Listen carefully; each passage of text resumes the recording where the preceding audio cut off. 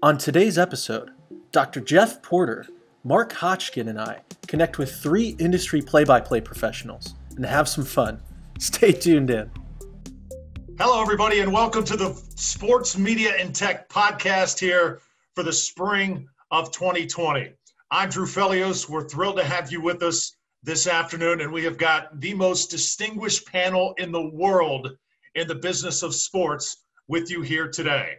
First, there's myself, Drew Fellios, of course. Then there's Keel Blake. We've also got Mike O'Donnell, Brooke Weisbrod, Jeff Porter, Mark Hotchkin is with us as well. Now, over the next hour, we're going to be addressing so many things going on right now in the sports business overall, which has been, of course, so heavily impacted by the current state of events in our country and around the world. But great people adjust to circumstances, and that's what every one of us are doing right now. And for the moment that we have here today, we're going to sort of share with you what it has taken for us to get to where we are in our careers. And again, this panel, no better people at doing that than the people you see with us here today. All right, so let's check in right now. I'm in Clearwater, Florida. Let's head to Chicago, Illinois. Brooke Weisbrod has more. What's up, Brooke? Hello. Welcome. I'm so happy to be here. Not only am I staying inside, but I've actually had to go change locations to my best friend's company because the internet is so clogged at my house. But as you said, champions adjust. Billie Jean King said it best. So here we are. We're going to make the most of what we got. So I'm definitely excited for this next hour. We got a lot of good stuff to share with you guys. Mike O'Donnell in Orlando, a UCF alum, former Knights great basketball player. Mike, what have you got, my man? Well, hey, Drew, late arriving crowd, as you can tell behind me, just they're starting to slowly trickle in. But really, this is a strange time. I have two padlocks on my door, so my two kids don't come barging in. But the weather is good. We're in high spirits and really excited to be with you today. Jeff Porter, excited to learn about your world here today, Jeff. Thanks, Drew. It's a great opportunity to be with the students once again. We are coming to you from cold Ann Arbor, Michigan. We're all trying to figure out how to adapt, how to adjust to this current climate, but we're excited to have all of you here. We're excited to continue to learn from all of our industry professionals over the next hour. And Mark Hotchkin, excited also to learn a little bit more about what you do. Where are you coming to us from here today? I'm from warm and sunny Orlando, Florida, and helping Keel again with this podcast. I run another podcast as well, but excited to be here and talking to you all. Good stuff. Keel Blake is the creator of this podcast. We owe everything to you here this afternoon, Keel. Tell us about this class and what we're going to be doing here in the next hour. So excited. Well, that's too kind, Drew. You know, a lot of the students are asking how to get a job during this time, and they're looking to experts like you that have had successful careers to really learn what tips and what networking networking actions they can take to meet the right people in the industry. And I'll tell you right now, I'm sitting out here in sunshiny or bright Florida. It's hot. We also have an AC unit over here that's being extra loud in the background. You all are very hard to follow, so doing my best, but appreciate all of you being here. So for the class today, they just want to hear, and we'd like to learn, how did you get to where you are today, and what brought you to your roles in the sport industry? Well, I guess I'll go first. Coming to you here again from Clearwater, Florida. My first internship in the business was in 1996. I'm an old man. That was the year Tony Dungy had become the head coach of the Tampa Bay Buccaneers, and I started with an internship at the Fox affiliate in Tampa, WTVT. So I started in the affiliate TV world, and from there, my first job was in Clarksburg, West Virginia, making about $5 an hour at the time. Wasn't an easy road. From there, went to Tallahassee, Florida, spent 2 years there at WCTV, the CBS affiliate. Got a sports director job a couple years after that in Lincoln, Nebraska, at a station by the name of KOLN, and was working in the market at the time with ESPN colleagues, Dari Noka and Matt Schick. That was 2001 to 2005. That was a long time ago. But from there, came back home in 2005, was a part of Bright House Sports Network and their Start Up. And that's how I got into doing the craft that I do now, play-by-play. So it has been an incredible road, a long road, but I think my key is, and Brooke, I'll let you kind of pick it up. You start on a road, you don't really know where it's going to go, but you know you love sports and you just work really hard and you just go with it. And, you know, for me, I've never really applied and really tried to bang the door down. Jobs and opportunities have just come along the way. So that's kind of the best way I describe to people how to get where you want to go. You got to love it. You got to put the time in and you got to dedicate your life to it. And then good things just happen, Brooke. I think that's like really well said. And I mean, obviously I can hear, Drew, from you and your experience that you put yourself out there like 150% at first. You weren't worried about, you know, the money. You weren't worried about which big game you were calling. And so that I've seen in so many different people who really just put themselves out there 100% and they say, I'm going to figure it out and I'm going to make it. And whatever that path looks like for me, okay. For me, I got into broadcasting because I got hurt playing and I had no idea what I was going to do next. And the thought of coaching scared me. My sister had coached high school basketball for 10 years. And I was like, oh, you got to be really patient. I'm not really patient. So I don't think I could do that. So I happened to take a trip back down to coastal Carolina where I went to school, and the internet, you know, radio broadcast was going on. Matt Hogue, who is now our athletic director, was doing the internet radio broadcast. It was hilarious. So he turns around to me in the stands and he's like, come down here. What are you up to? And I'm thinking, you know, nothing. I hurt my back. I'm not playing basketball. I don't know what my next move is. I'm afraid of corporate life. I lost my identity, you know, all these different things. And in that interview, it ended and we naturally started calling the game. And it was like the biggest bulb went off in the whole gym. I was like, oh my gosh, this is what I'm going to do. I'm going to call games for ESPN. They're going to love me. So I had my parents help me make a tape and I sent it to, I'm sure you all are familiar with Dan Shoemaker, who, you know, was a great mentor, and it's not to me, just to me, but to many people. And we miss him very, very much. So I sent my tape to him and I called him for about 2 weeks straight, and he ignored me for 2 weeks straight. And then he finally picked up the phone and he said, okay, I watched your tape. I said, okay. He said, do you want me to tell you the truth? I was like, yeah, why would you lie to me? And he said, this is the worst tape I've ever seen. I was like, oh, snap. All right, so what's so bad about it? Everything he had to say was about energy and presentation and, you know, wearing like a really ugly suit and just things that, like, TV is a visual medium. So it's about how you project yourself. It's about how you come across, and, you know, you have to like be aware of certain things. So I didn't get a game until 2004. I sent him that tape, I think in like 2002. But in between that time, I went to, you know, Second City and took improv classes and learned how to interview on the fly, and just, I learned other skills that would help translate into broadcasting. So by the time I got my first opportunity in 2004, I felt a little more comfortable.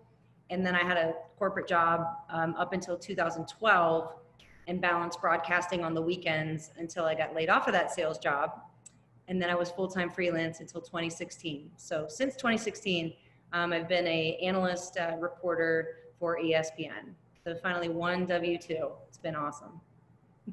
That is great stuff. And listening to your beginnings with Dan Shoemaker, he had such an eye for talent. He was such an incredible guy, and he knew what he was doing, obviously, because it seems like everybody that has really climbed that ladder dealt with Dan in one way, shape, or form. That's a great story, Brooke.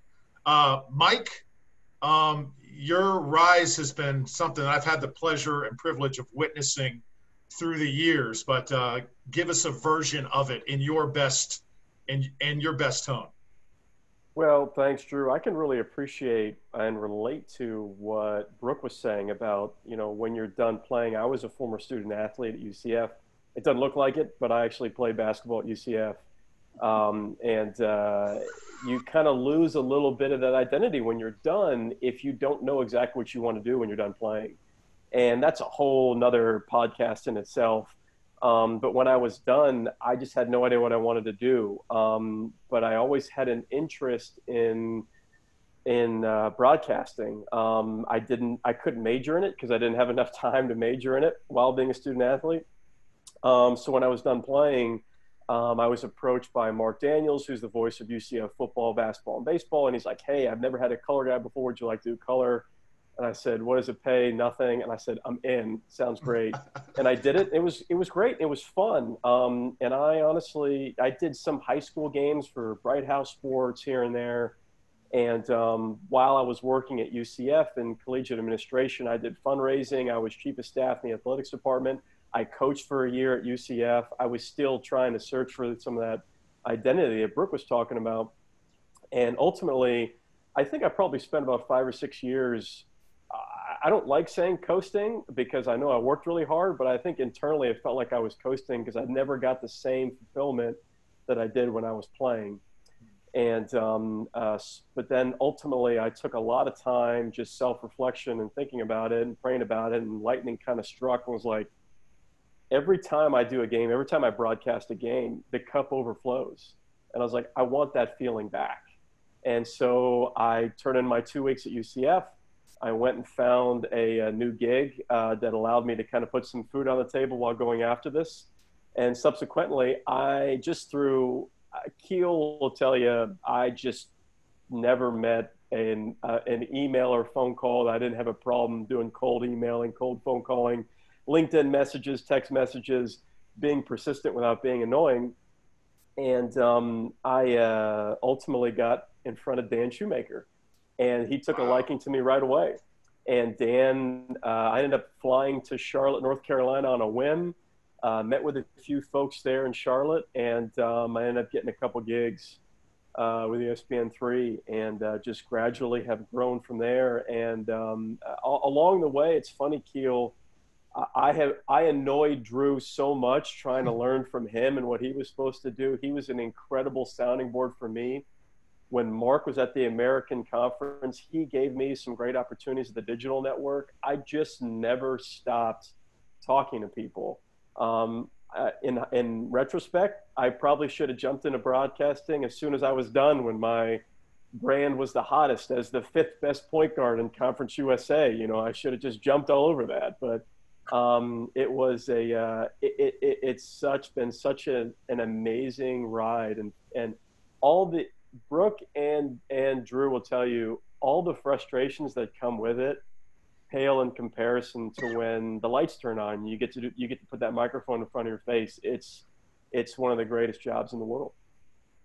That's great stuff, Mike, and it's been fun listening to you and Brooke in our broadcasting stories. Jeff, what you do is a little bit different. Tell us about your world and what has been one of the big reasons why you've gotten to where you are. Well, I'll give you a little bit about myself, and then I'll punt this over to Mark. But I was a student athlete. I was a student athlete at the University of Michigan, ran track 4 years, and then I, like a lot of athletes that are not of the big four, decide that, hey, I want to go for the Olympics, right? And so I figured out how to go to grad school. Funny enough, I started my grad program at UCF before I moved back up to Michigan. So I graduated college 2007, and I moved down to Florida. I think it was Daytona Beach, about 2009 or so. And so I started doing my master's program from 2009 to 2011. And through that prime, I'm training. I'm trying to learn about the industry. I'm trying to learn about every aspect of intercollegiate athletics. And so what ends up happening is I started to find some folks that took an interest in me while I was still a student athlete, and said, well, this is the business, and this is the business of intercollegiate athletics. And they kind of took me under their wing and showed me everything that it entails. Said, well, you need to figure out what your niche is, what you like doing. And so funny enough, I was lucky enough to make the Olympic team in 2012. About 2 weeks before that, I get an interview from the development office, which is our fundraising office, that, hey, we're looking to create this new student athlete alumni role. Were you interested? And so I interviewed for the job. I got it. which was a great 2 weeks. And then I made the Olympic team. So I had to delay starting until it was September. And so, of course, we went through a series of roller coaster rides, right? If you see college athletics, that's the way it goes. And I was lucky enough to continue to network and meet with a whole bunch of folks in our business within the institution and external to it that took a liking to me. And so from 2012, I started taking on more and more challenges. And then subsequently through 3 AD changes, a president change, a series of crisis management situations, I was able to been promoted, and I'm now oversee the Alumni Relations Office, the Premium Seating Office, sport, which is track and field and cross country. And so this has been a whirlwind, right? One of the things I always tell folks is if you are putting yourself out there, take an opportunity to learn from the ground up. I mean, I think I know every aspect of the entire department because I've been there. I've interned there.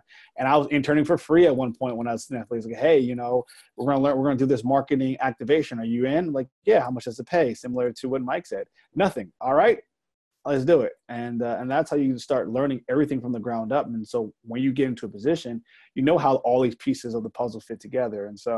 And then, you know, I will say in 2016, I made another Olympic team, which was fantastic. And then afterwards, I finished my PhD, and the folks that I report to say, hey, you keep doing some great work. We want you to take over more and more opportunities to help you grow. And so I've continued to take on those opportunities. I will be honest, there's a lot that I still don't know, and there's a lot I'm still trying to figure out how to do. And I keep finding out that with athletics as a industry, you're not going to come in knowing everything. And there's going to be a learning curve. It's going to be a learning experience. And there's going to be somebody who's going to teach you something you had not thought about before at any and every stage of the game. And so it's been a whirlwind of an opportunity. Great stuff. And thanks so much for sharing. All right, Mark, your testimonial here, what has been some of the highs and lows that you've experienced getting to where you are? Sure. I'll answer this by saying I didn't realize I wanted to work in sports until fairly late, I would say. Like everybody's talked so far, you know, it's been kind of a winding path. But late in my college career at University of Texas, I decided, you know, this is something I could do. I was inspired by a few people say, hey, if you want to work in sports and you're serious about it, I can, you know, open some doors and make some introductions. So I just did that. I went back home to Rhode Island, where I'm from. Started meeting with everyone I could possibly meet, eventually landed an internship or GA position at Bryant University, a little D2 school at the time, up in Rhode Island. And I've been doing digital since I got to Boston College. And that basically came up on somebody I had known up there, an associate AD, who said, we're creating this new position. It's going to be managing our website. This is in the early days of websites, to show my age a little bit, but I hadn't had any experience with that. I decided I would give it a try because I wanted to work for an ACC school. And, you know, I kind of rode that wave. Those jobs started popping up more often. I got a job at the Big East right after BC. Went through a lot of conference realignment, and then came out the other side as the American Athletic Conference, where I worked with Brooke and Mike. And, you know, that opened up a lot of opportunities to take on new things. So I guess I feel like I've gotten where I am by being willing to pick up opportunities and being willing to take chances on new things and kind of find areas that are maybe not fully developed yet and make some value there. Well said. Well said. Find value and find ways that you can contribute, because if the more you do, the more useful you're going to be, and the more versatile you are, you know, the more staying power you're going to have in the long run. Keel, I know you can probably attest to that. Yeah, you know, that's a great point, Drew. And, you know, I just love what everyone's been sharing. This information is so helpful. It paints a clear path for our students. And, you know, they've heard my story, so I'm going to go ahead and spare them of that today. But with that in mind, I want to know, you know, Mike, you shared, you know, the gentleman that opened the door for you, for your opportunities. Who inspires you in the industry to do what you do, and who inspires you today?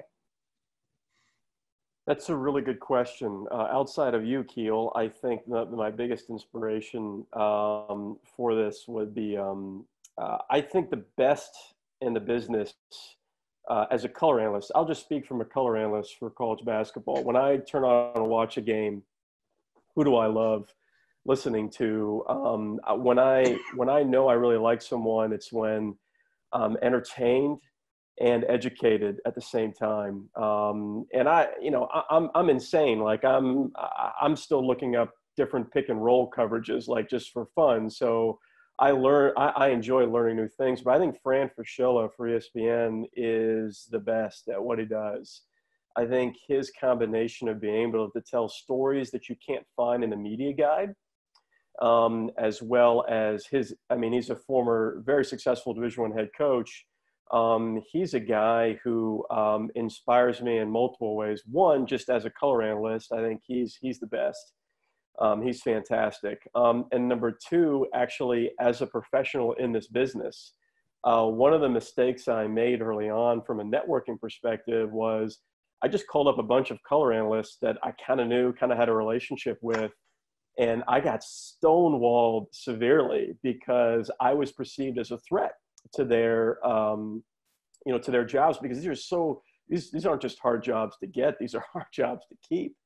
And so I had to strategically maneuver the way that I networked, because I just stopped reaching out to color analysts, because I flat out had people tell me, actually friends being like, look, I'd love to help you, but they were friends. I'd love to help you, but you're coming after my job. And I said, wow, I didn't even think of it that way. In the coaching world, in the college administrative world, it's not really like that. You're usually wanting to help your buddies out. But Fran was the only one that, and I've known Fran for a long time, he's the only one that actually not only did email introductions for me, but would send like glowing recommendations to people that had hiring power. And I'll always respect that about Fran. He has the job that I want in that aspect, that he was just willing to help me out, knowing that's what good people do. And I think Brooke and Drew may have similar stories to that, but Fran's a guy that I respect when I turn on the TV and I'm watching a game, he's the best. But from a professional inside of that business as well, I don't think I could speak more highly of Fran Fraschilla of ESPN. And Brooke, this holiday, my wife and I were wrapping presents and getting ready, and one of the basketball games came on, and I said, "Oh my gosh, there's Brooke! She's announcing at one of the events. You were the color analyst, and it was a tournament where it was definitely a holiday tournament, because everyone was talking about how much fun they were having, and I believe, was it in Hawaii? Was that where you were? Yeah. Right, so who inspires you to do what you do, and how was Hawaii? Oh my gosh, well, Hawaii was amazing, as you can imagine. I took a surf lesson and stood up for the first time ever. And then I got sick the entire way back. So it was like a good lesson of like, oh yeah, that's why I don't like the ocean. But a lot of people inspired me. I think the one who has just done so much for my career and really paving a way that wasn't there before is Doris Burke. And she's so well respected, and she's got just an incredible amount of knowledge about the game. But her relationships with the players, there's so much respect there that you can see that they give her more. And she's been able to navigate a lot of tough times and people who didn't think that she was good enough to do what she was doing, and she kept on doing it. And I love that. And I can tell you that there's been two specific times in my career. One, when I was challenged with saying something that fans didn't agree with, and I was basically threatened for about a week straight. And Doris took the time to call me and tell me her own experience, and like, don't worry about it, you'll be fine. And then other times when, because at the moment I don't have an agent, so I've gone through contract negotiations, which are just so frightening, because I want to talk about basketball. I don't want to talk about money. And to try and sit there and create your own value with bosses that, now you're having a different relationship with them other than just, hey, can I have games? It's, hey, can you pay me this for this amount of games and this many years? Like, it's a weird conversation. So she helped me understand the important things that I was looking for in those moments. And she just does a great job. So not only her, I've had an awesome opportunity to work with Jay Billis. Mike, I'd put him up right with Fran Fraschilla, who's so great, just so knowledgeable, classy, and has also taken the time to say a kind word, you know, after we've worked together.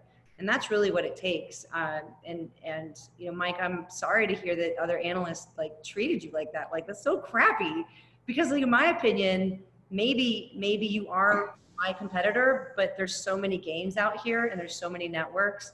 And I mean, for me, I love when young women come up and ask like, hey, how can I do this? How can I get in this? Because like, there's, you know, however many of us here and however many games that are on every single day. You can't call every game, right? So why not get good people in? But Jay and Doris have been great. Beth Mowens has been a huge ally of mine. And then I really like watching Maria Taylor, and I love Taylor Rooks. Those are my two probably favorite on-air personalities. I think that, you know, Keel, as Mike and Brooke make these points, and I think one thing I think that your class should probably really understand and soak in, find that first real mentor, find that person that you can really trust and that you can really go to. Now, that process, you may email somebody or you may approach them. They may not respond the way you want. I remember when I was working in the affiliate world and I wanted to eventually do play-by-play, there were a couple play-by-play guys that I approached back in 2005, 2006, and would ask them a lot of questions on how to get in and do what they do. And I didn't always get the answers I was looking for. As Mike said, it could be a very competitive business. But eventually, when you do find that person, and you will, if you're persistent enough, you know, find that one real person that you can trust, that one person who's well-respected, who knows what they're doing, who's going to kind of give you the information that you're looking for. And then also, you know, don't be a complete pest either. I mean, ask the questions, check in, but at the same time, you know, understand that it's a very competitive business, and you're not going to always hit a home run on that first at bat. Like, it's going to take a while for you to get to where you're looking for. As Brooke and Mike could probably attest, you're probably not going to be doing Monday Night Football in your first or second year. It's going to take a little while to get there. So understand that it's a process, right, guys? Oh yeah. That's right. Yeah, that's a really great point, Drew. And, you know, something I wanted to ask about is I love the relationships and the personal stories that can be shared during games by broadcasters and during the play-by-play. And, you know, I was traveling from New York to Orlando on a Delta flight, and Taco Fall happened to be sitting in the first row of first class. And, you know, and everybody knows when Taco Fall is in the room, right? And, you know, he was so gracious because we're in, you know, Orlando airport, and he gets out and he's on the phone with his mom, you know, telling her that he landed safely, you know, in AirPods, and people are walking up asking him to take pictures, and he's trying to do both, being so kind. And, you know, and this is where one of the sideline reporters from the Boston Celtics and then myself asked people, hey, could you just give him a second? He's on the phone with his mom, and then he'll be with you. But and he was so kind. It took so much time with everyone. But how do you prepare for games, and how do you leverage relationships that you have with athletes, getting to know on an authentic, personal way to bring that into the broadcast? I guess I'll just start. You know, UCF, I've had the privilege of doing a lot of their games over the years. And eventually, I think for me, the very first thing you have to do is you always have to treat games as stories. I treat them as a story. You know, there's a beginning, a middle, and an end. And for every game, you can sort of set up a plot. Some games are great games and they're great stories. Others kind of, you know, maybe not the most exciting, but at the end of the day, a game's a game. There's a story, and try and emphasize the story as much as you can. As Mike said, educate and entertain. And for me, one of my big mentors are just guys that I've watched that I've always admired. Chris Fowler is one of those guys because it's all about the story. It's all about the setting. It's all about, you know, competitor A and competitor B. What's at stake here? Why should the viewer watch? It's a very competitive broadcasting world today. So you've got to hook your audience a little bit and give them reason to watch and reason to really get excited about what you're doing. But if you do all of that and you put your athletes first and put the product first and just always be an ambassador for it, it's amazing. It's like that return comes back to you. Those relationships just happen because eventually athletes, coaches, they see what you do and how committed you are, and you get that respect. And Brooke, you know, and Mike, you know, those interviews come a lot easier over time whenever you develop that reputation and everybody realizes that you know exactly what you're doing. Yeah, I think you hit it on the head, Keel, about, you know, developing the relationships with the players and the coaches that then lead to great stories that you can tell on the air. I called a bunch of Tacos games actually over his career, and you know, his work ethic always stood out to me because I remember the days of his freshman and sophomore years where people were relentless that he wasn't going to be anything. And, you know, I always saw something different in that. So by the time he was a senior, you know, we could do fun segments. Like I fit my entire foot with my shoe on inside his shoe. So it was just like, okay, you're tall. Like what else can we do with that? But just him being gracious from having built that relationship led to a cool moment like that. And what you know, my philosophy on really trying to get to know the athletes is reading as much as I can, especially from the beat writers who are there every day. And then if something that's curious to me pops out either from that or watching game film, then I can, you know, chat with the sports information director, like, hey, what more do you know about, you know, this player and his relationship with his grandma, or, you know, where he grew up. And so then I can, you know, formulate other stories that might come in play if that player is doing something really well during the game. And like there was another time where I saw a Nebraska guy, and he had a little bead, just one bead in one of the braids in his hair. So I brought it up to the SID. They were just like, oh, it's a thing. And then I asked the coach, and he's like, yeah, it's not really a big deal. It's just something he does. But then I asked the player about it, and he said, oh, my grandma wears these beads in her hair. I put this here, so when I'm about to do a free throw, I touch it, and it reminds me of her, and it calms me down. I was like, that's what we're looking for. So you just got to dig and like be curious. Like the best thing you can do is be curious. Yeah, that's great advice, Brooke, too. You know, my prep is my lifeline, particularly, in fact, because I just really love the game. So it's not work. It might be like it almost come off as insane to some people because, you know, you have to watch film. You know, analysts, if you're not watching film, I don't know what you're doing. You know, I mean, you have to get a feel for offensive, defensive schemes, you know, after timeout type of plays. You have to consume as much as you can online, you know, from reading articles. And then I actually personally like to talk to the beat writers. So I will actually, after an article, if I can, if there's time, sometimes Brooke and Drew will tell you, you might be coming off, you might be doing 3 games in 6 days. There's not enough time to get everything in. But if there's time, I'm calling the beat writers, and then I'm calling the SIDs. And I, you know, each team has 3 to 4 pages of notes. And then you take that information and, okay, you can't just vomit it out at the audience. You have to condense it into bite-sized kind of materials to where you got to have that one-liner to where the fan says, oh, okay, that's interesting. Like I live for that moment. I live for the, that's interesting moment. If I can get that across to the fan base, that's cool for me. You're always developing relationships with assistant coaches and head coaches. More often than not, you don't get much from them because it's normally coach speak.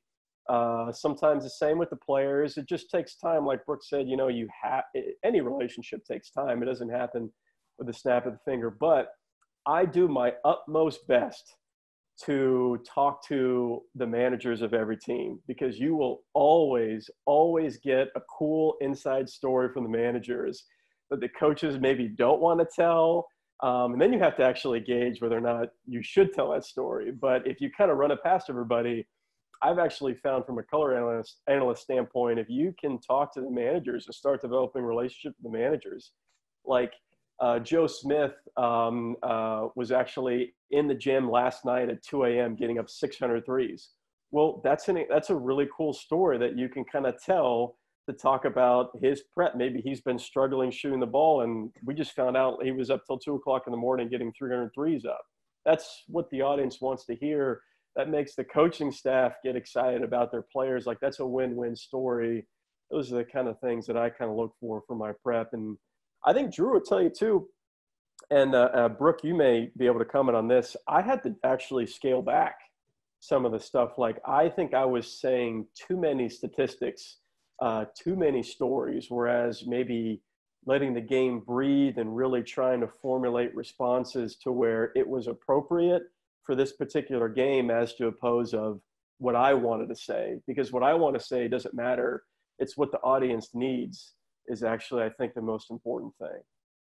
Mike, that's a great point. And Keel, before I turn it over to Jeff and Mark, I just want to add what Mike just said is so important too. You learn as a broadcaster, it's not how much prep you did. It's the fact that you did it and you know when to use it. Time and place is very important.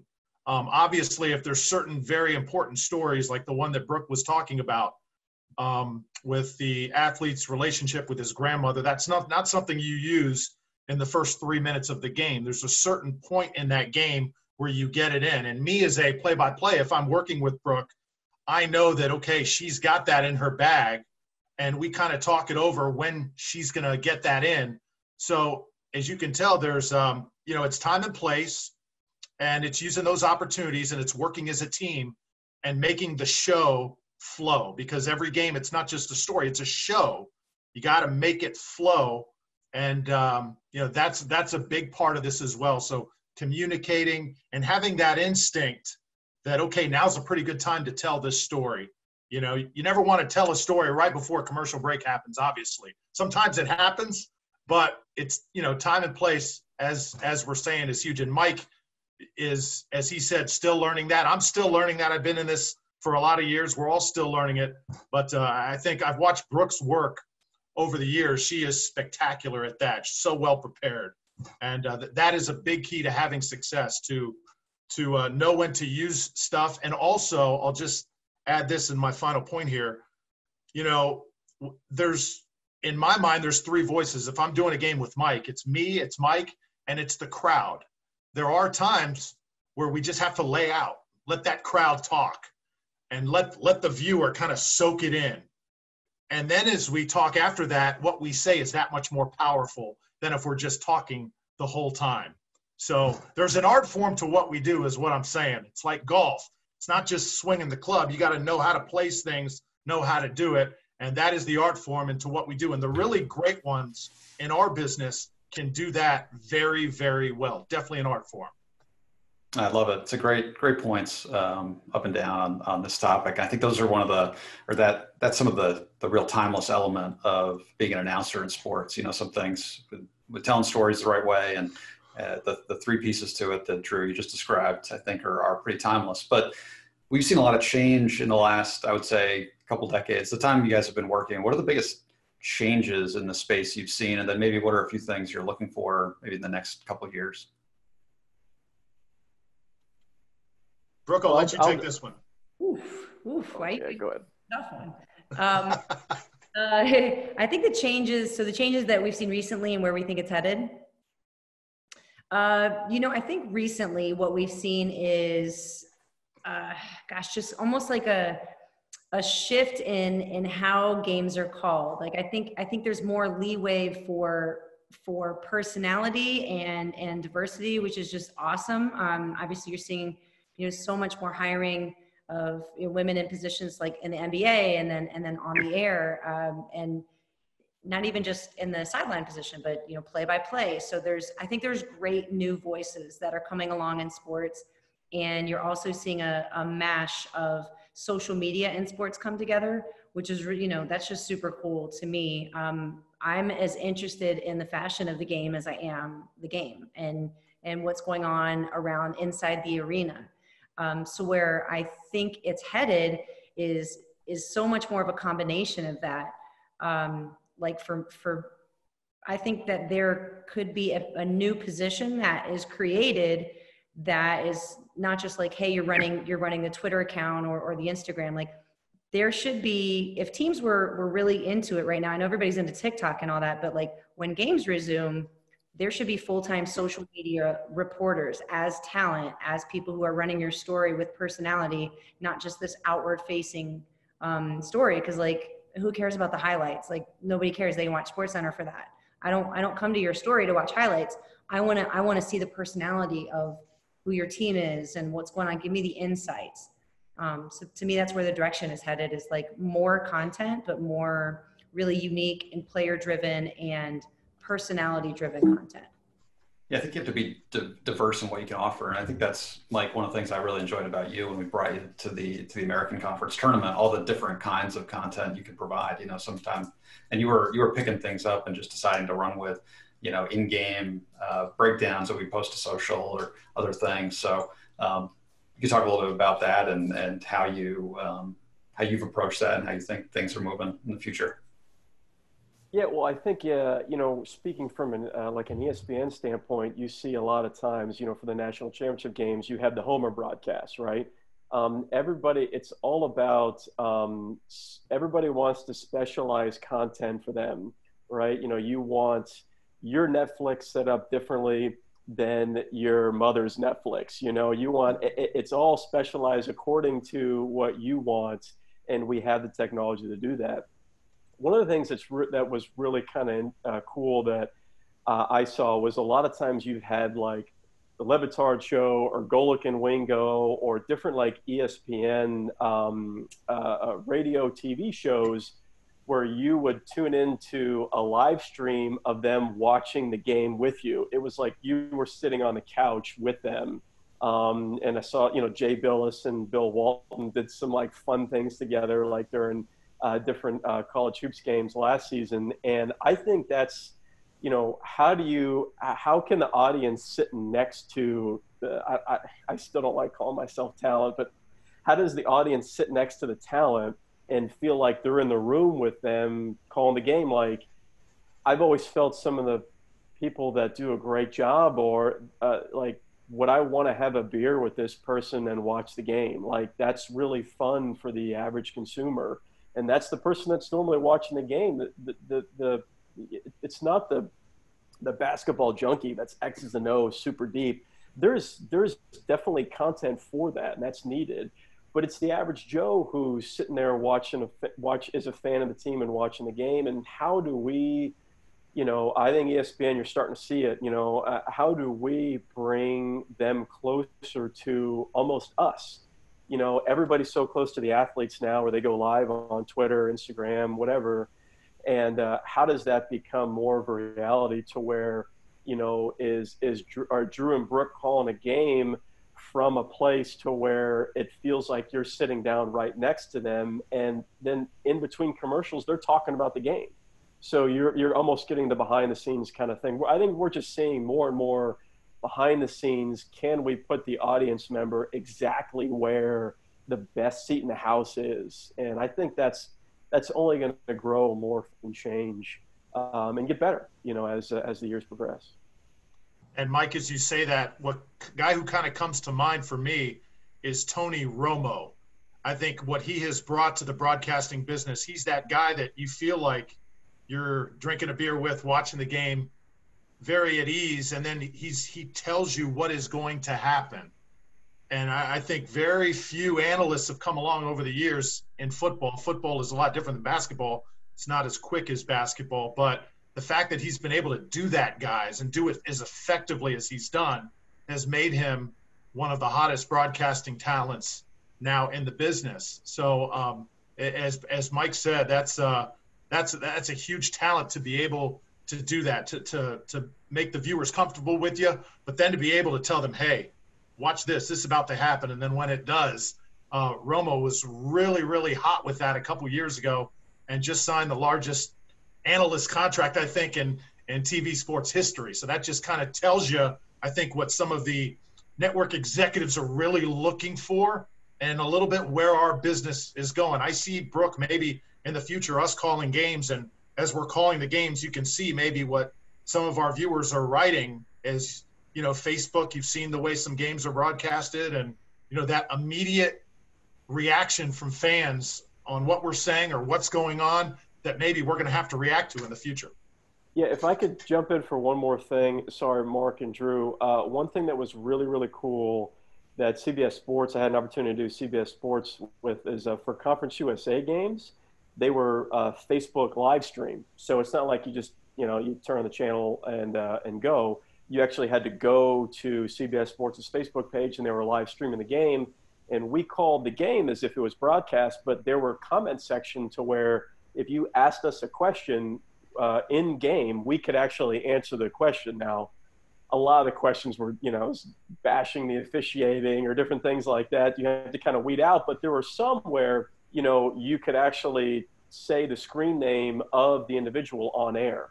And that's, when you talk about how do you make some connectivity to where you make it even more real for folks, I thought CBS Sports did a really cool job of that. This is the second year that they've done it. This is the second year that I've done those games with them, with CBS Sports, Facebook, and Conference USA.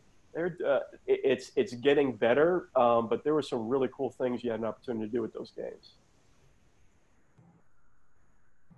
So, guys, one of the things that's happened is you guys have some major world-class experiences. It's phenomenal to listen to.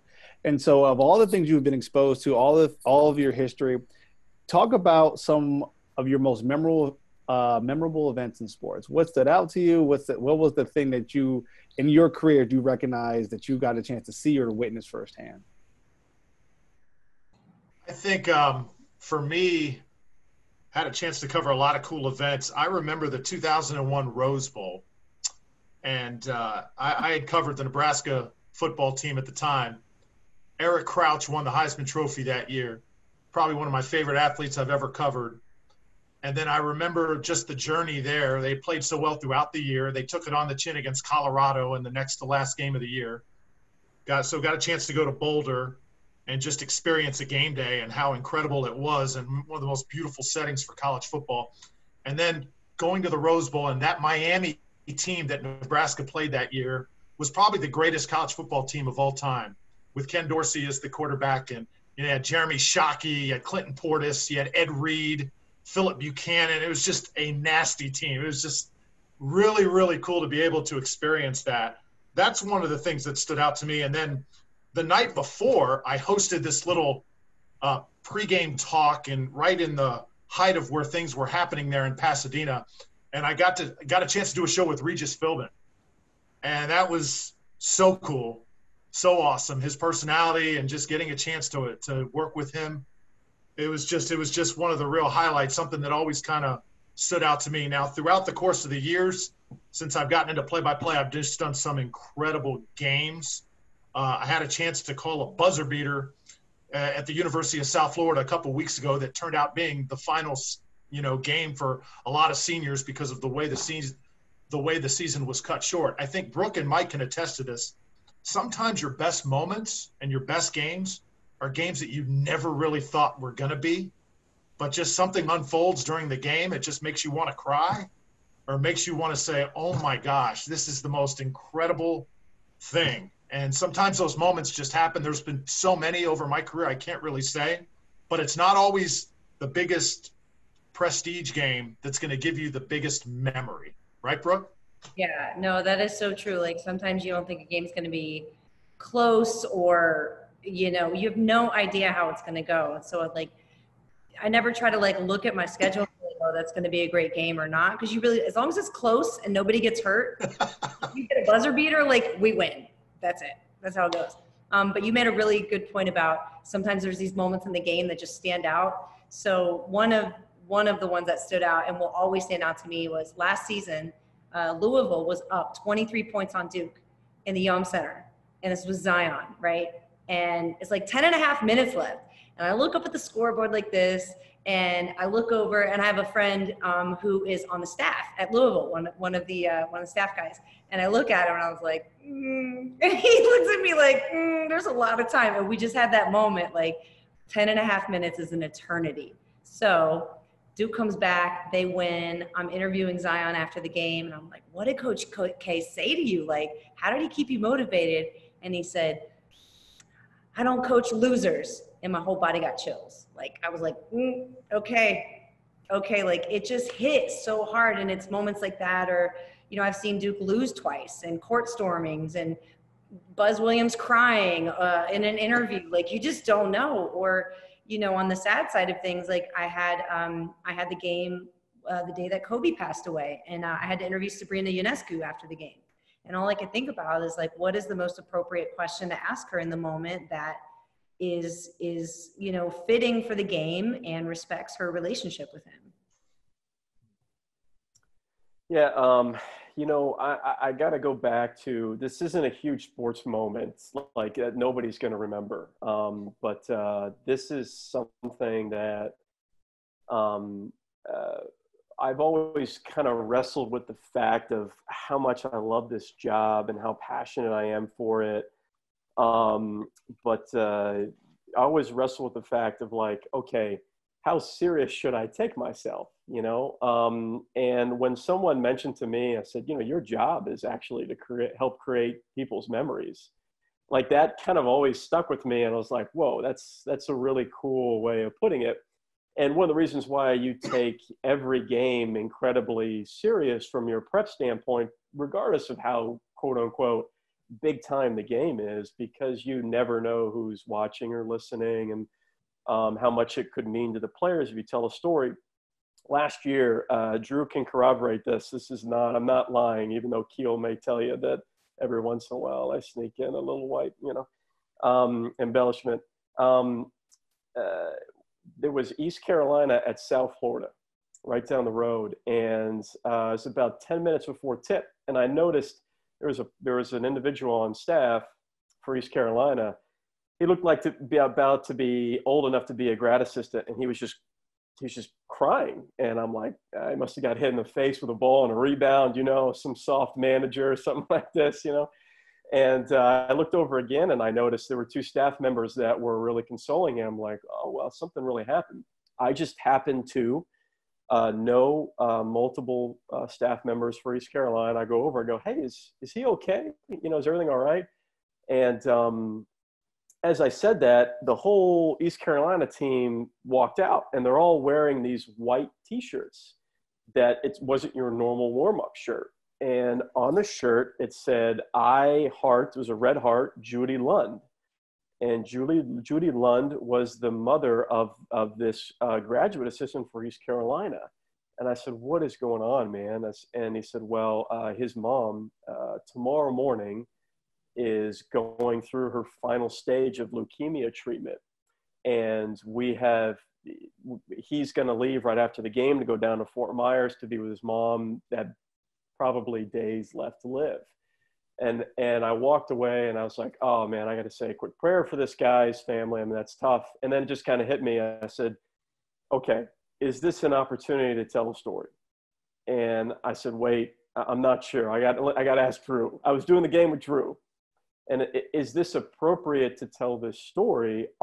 Is it more about us telling the story, or is it more about us being able to shed light on a family member and a really classy gesture that East Carolina was doing? The graduate assistant had no idea the team and the staff was going to wear those T-shirts for that game. That's why he broke down crying. It was such an incredibly classy move by East Carolina. And so I walked over to the staff and I'm like, hey, can we tell this story? Can I ask him if it's okay if we can tell it on air? And he was okay with it. The staff was okay with it. And we told the story. And I got a bunch of text messages after the game that said, you know, thank you so much for telling the story. We really, really appreciate it. It was a great move on your part. And I told Drew and our producer, I was like, hey man, even if nobody really knew what was going on, I'm glad we told it. Well, fast forward to just about a month and a half ago, I was doing a East Carolina at Temple game. And that graduate assistant is now, that we told the story on, is now the video coordinator. And he came up to me after the game and he gave me this huge, weird and awkward hug. And I said, hey man, easy, relax, you know, I don't know you that well. And he goes, I just want you to know, man, that was such a big deal because my mother and my immediate family member were all sitting at the hospital bed with her, watching the game. And she passed away 72 hours later, but he told that story of what we did for her that was her eulogy, was that story. Oh. And I wrestled with the fact of, are we being selfish from a story standpoint? Like, is this just a good story for us?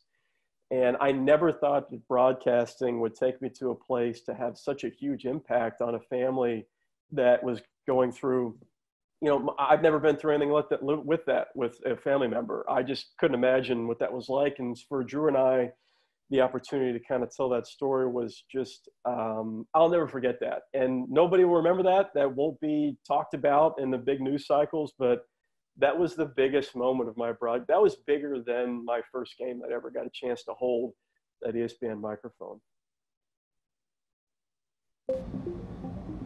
At this point in the podcast, we wanted to show our industry professionals in action.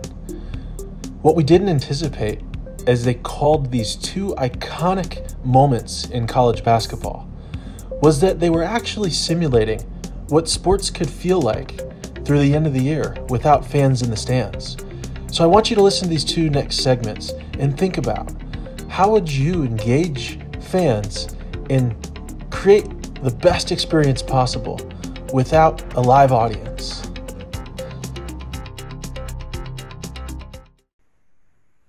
Kentucky and Duke, it's all come down to this. 2.1 seconds on the clock. Blue Devils basketball. Brooke Weisbrod, what do we look for here from the Blue Devils?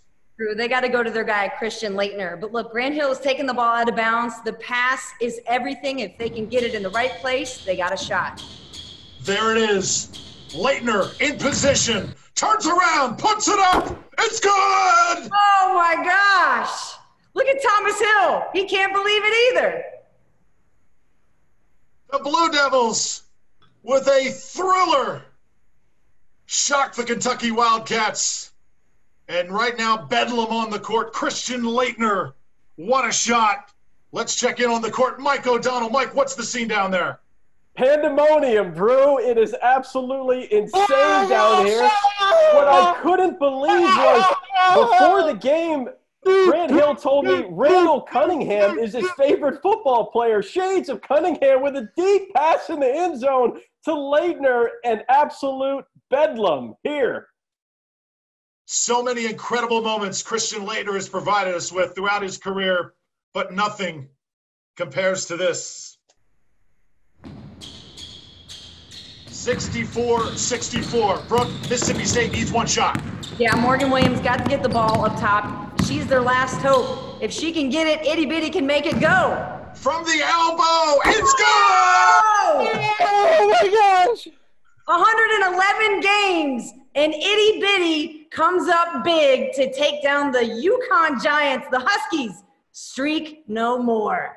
Absolute bedlam right now on the court. Mike O'Donnell is near Coach REM, and right now, Mike, everybody just shocked at what just transpired. I'll raise your bedlam to pandemonium, Drew Fellios. It's insane down here on the court. There are multiple Bulldogs that literally ran onto the court, and Gino Auriemma is beside himself. He's trying to see if the shot counts. It does. The Bulldogs with the huge upset.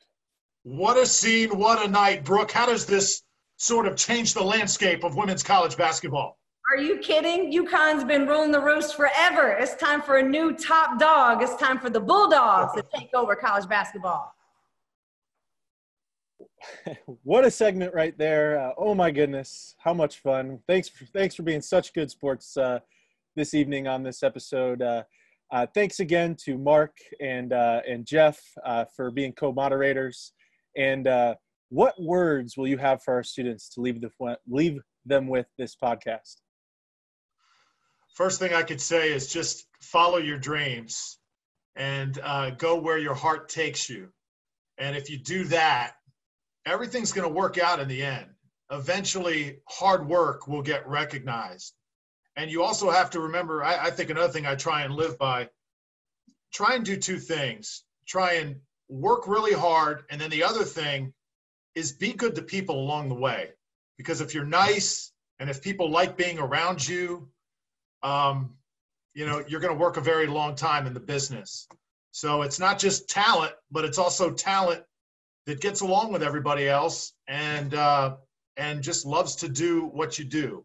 If you do all of those things, guys, eventually you're going to find your way. Now, there's times where sometimes that climb to get where you're trying to get may take a little bit longer than for other people. Don't always look at people next to you where their career has taken them. Focus on yourself, how you can get better, the little things that you can do. Pour your heart into it, work hard, and good things will happen. I could definitely piggyback off of that, Drew. I think working hard and being good and nice to people is a staple for life and an essential in this business.